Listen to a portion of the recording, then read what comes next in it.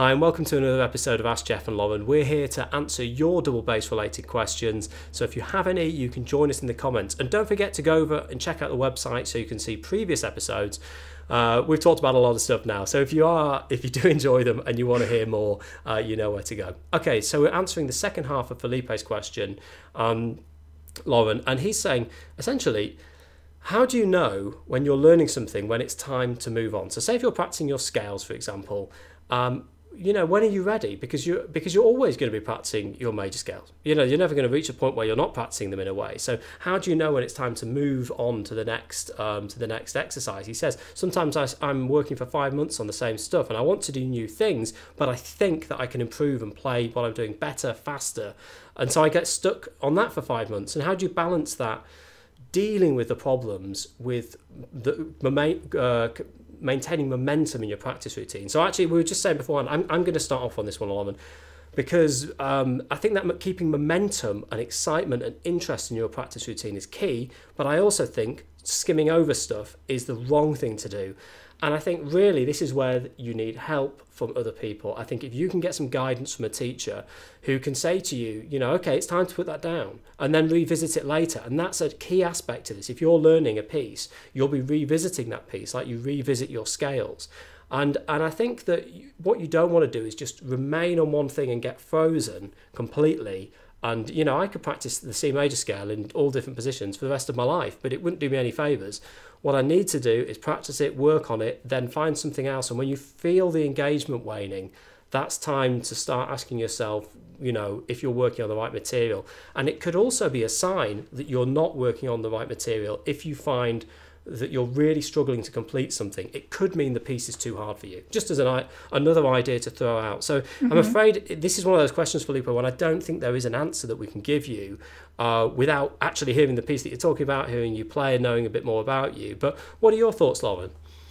Yeah, I agree with everything that you've said. And I get the impression that Felipe is talking about certain exercises or etudes, but what I always think about, and what I find myself talking to my students about, are pieces that you're working on. And, you know, I come at it from a teacher standpoint. So when my students are done working on a technique, I say, okay, that's enough. We don't have to keep working on this anymore. But, and that's what I've always had. I've always had a teacher to say, okay, good, let's check this off the list. You got this etude done, whatever. You don't need to work on it anymore.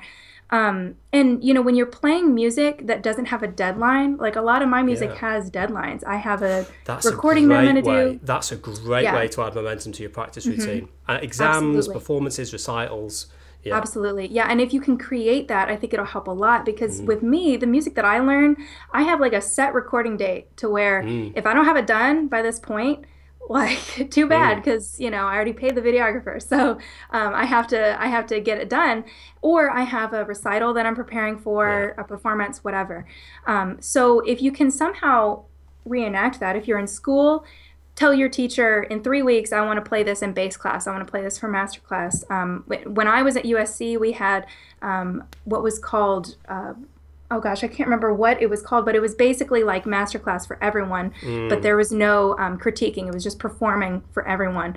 And you could sign up for that at the beginning of the year.